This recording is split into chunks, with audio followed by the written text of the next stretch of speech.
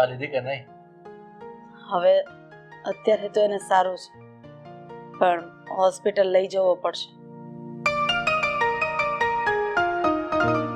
એકવાર રિપોર્ટ ને એવું થઈ જાય ને તો.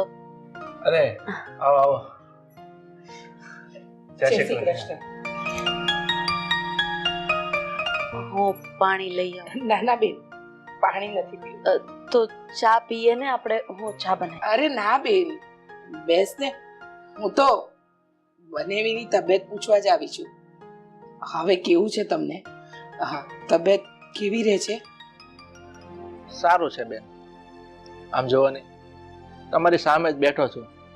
આમ દેખાવ છો ને એકદમ સ્વસ્થ અને નિરોગી, પણ અંદરથી ચિંતા, આ વ્યથા અને બીમારી ઘર કરી ગઈ છે.